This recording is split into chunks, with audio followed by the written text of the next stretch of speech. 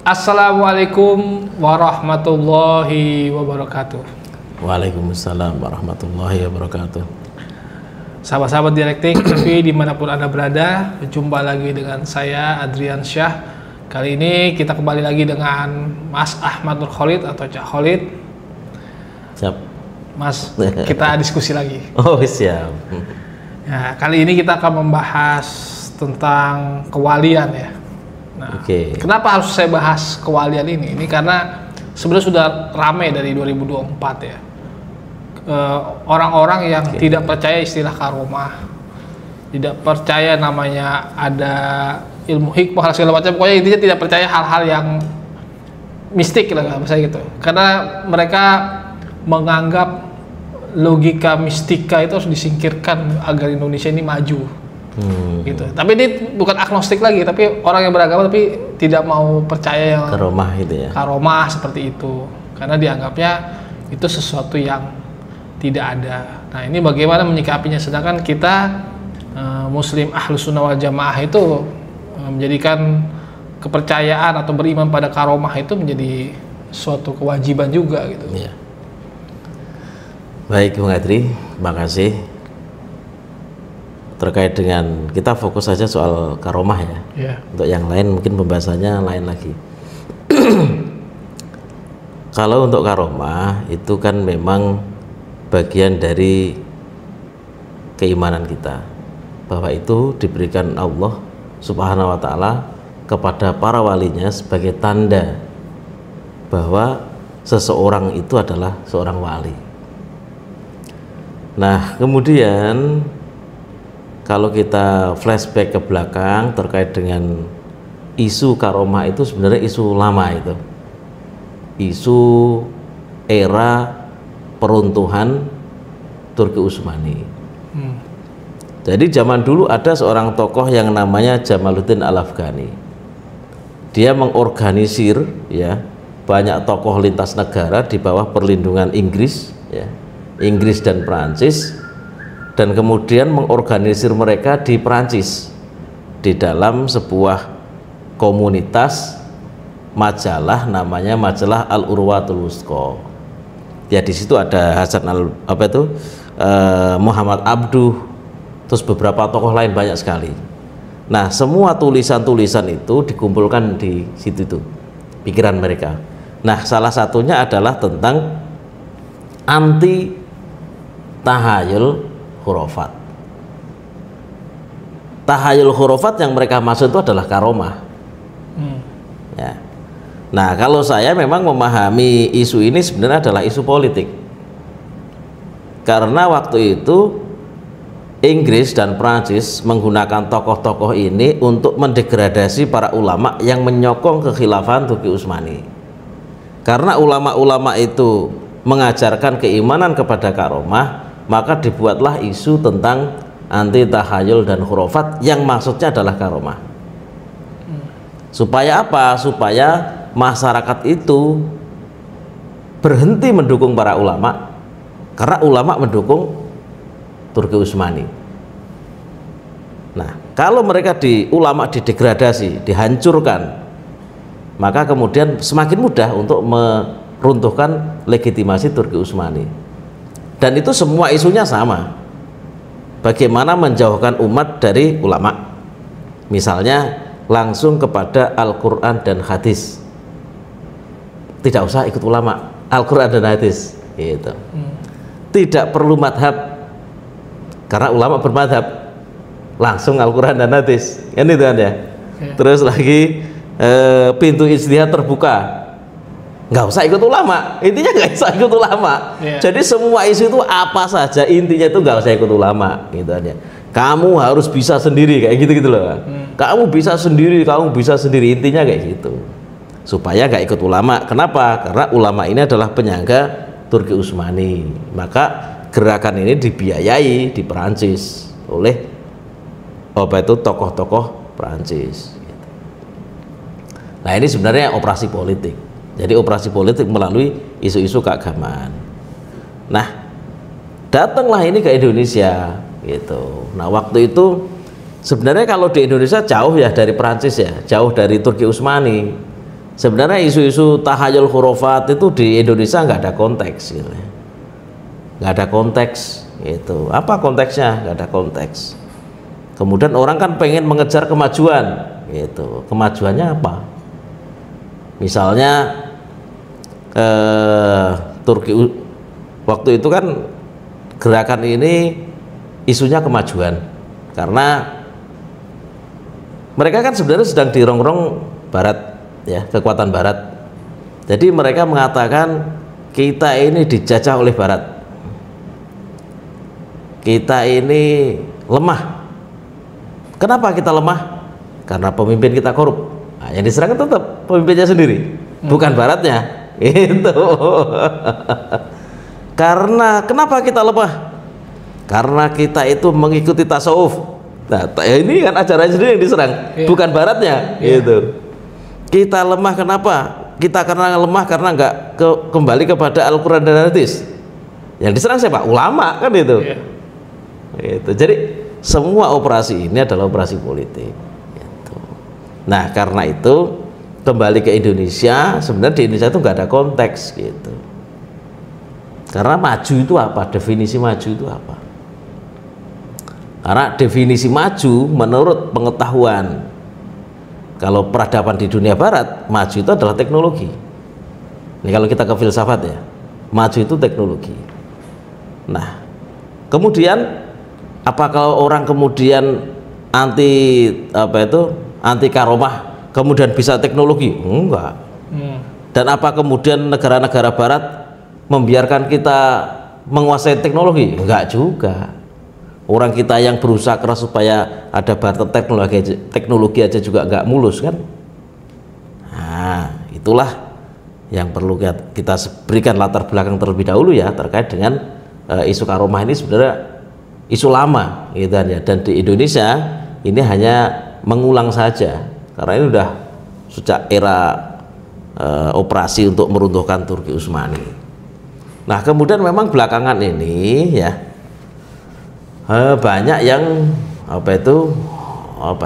kita ini kan kalau dari dulu kan kita diajarkan untuk beriman kepada karomah dengan baik ya.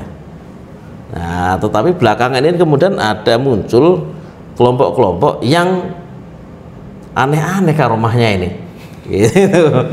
Nah saya ini Bung Adri, ada kawan saya itu gini, wah ini karomah ini yang terjadi di kalangan ini ya, yang disebarkan para habaib ya. Ini karomahnya para habaib ini di luar kebiasaan. Di luar kebiasaan ini. Nah ini cobalah para habaib kitab-kitabnya itu ditelaah kembali ya. Jangan-jangan kitabnya itu disisipin orang kayak gitu kan. Disisipin orang itu kemudian bagian dari operasi yang kita nggak tahu gitu kan ya, karena kita juga nggak pernah pegang kitab-kitab itu yang dijadikan rujukan itu benar-benar kitab yang bisa dijadikan rujukan atau enggak. Kenapa kita ngomong begitu? Karena misalnya tadi ya ada habaib yang mengatakan bahwa waktu masa hidupnya Abu Bakar bin Salim malaikat pencatat amal baik dan amal buruk diliburkan gitu. Amal buruk diliburkan gitu. Kenapa gitu ya, kita ngerasanya aneh karena di dalam Al-Quran Allah Subhanahu wa ta'ala berfirman ma yalfidhu min qaulin illa ladaihi raqibun atid ya. Jadi setiap ucapan itu mesti ada malaikat raqib atid yang mencatat gitu loh. Nah, lalu apa kedudukannya? Maksudnya pasti ya itu ya. Lah iya ada nggak pasti. ada kecuali pada masa gitu. Oh enggak ada. Makanya kan kalau ada pengecualian itu kan apa masuknya itu kepada taksis. Taksis itu pengkhususan. Padahal ayat itu kan mutlak gitu kan. Mutlak. Illa ladaihi raqibun atid. Ya.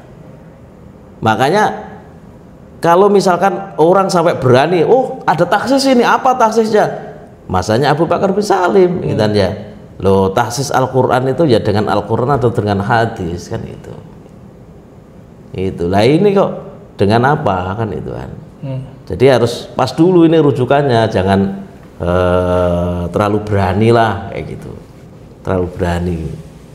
Jadi harapan kami tuh yang kitab-kitab yang kayak gitu tuh ya dicek kembali gitu ya, dicek. Kalau misalkan itu tidak tidak bisa dipertanggungjawabkan ya enggak usah dibacalah gitu. Karena apa? Karena yang dipahami orang Indonesia yang namanya karomah itu adalah sesuatu yang terbukti secara langsung ya. Misalnya kita mendengar karomahnya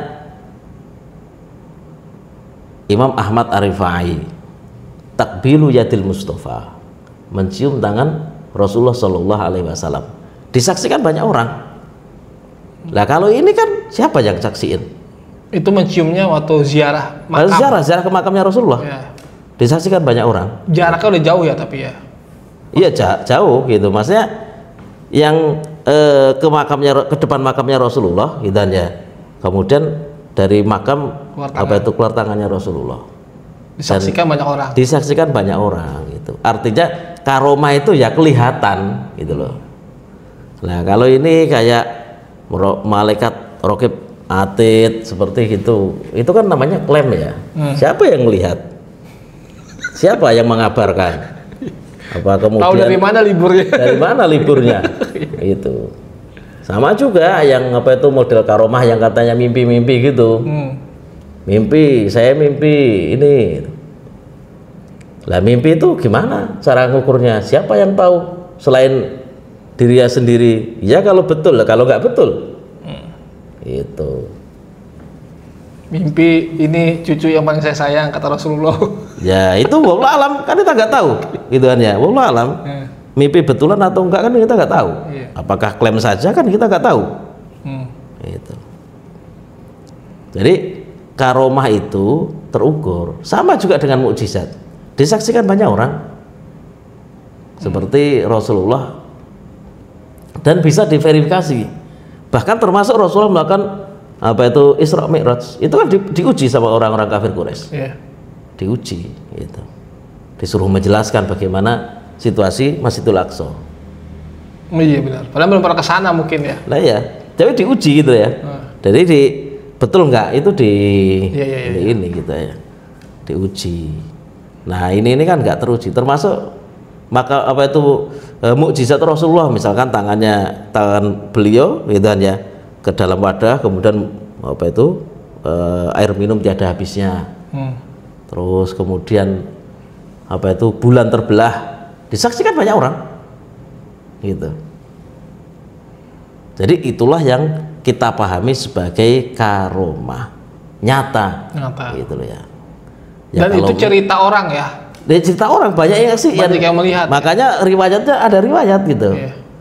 Aku melihat Rasul begini. Iya, ya kan? itu jadi cerita, jadi hadis kan itu. Ada yang sampai derajat mutawatir begitu. Nah karena itu ya yang kayak gini-gini kan nggak terukur gitu ya, nggak bisa dilihat gitu.